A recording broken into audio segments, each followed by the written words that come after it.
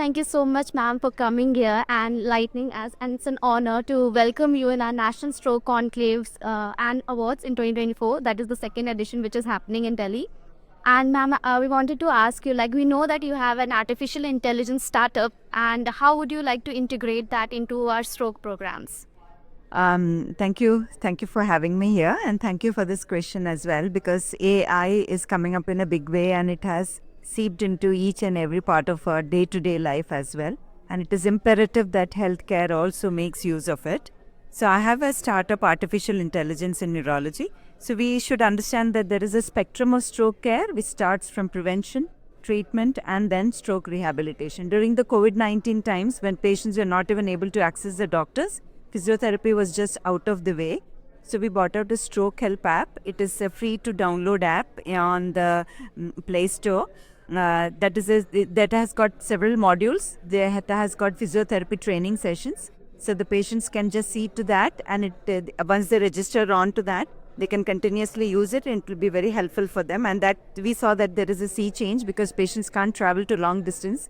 It is cost effective as well. Second, we brought out an app called Stroke Alert app. How it is important is that general public can download that app and they can put in all the comorbidities. That also has got the symptoms of stroke embedded in it.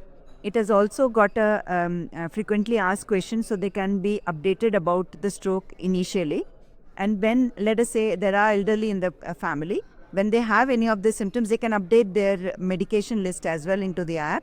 So when they have the symptom, they just have to click on those symptoms and they have to just put the submit button. It is integrated to my hospital, so we will get an SMS alert, we will get an email, and then they can call us. So while the patient is getting transferred to our hospital, that is Apollo Hospital at Nellore, Andhra Pradesh, the patient's data is already there with us.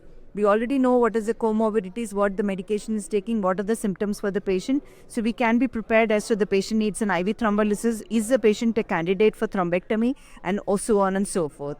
Thank you very much. Thank you so much, ma'am. Your initiative is really helpful to the people, and also during COVID times, as we have suffered that going to places and like viral infections and all. So it is really pleasure to have you and to talk to you. Thank you so much again.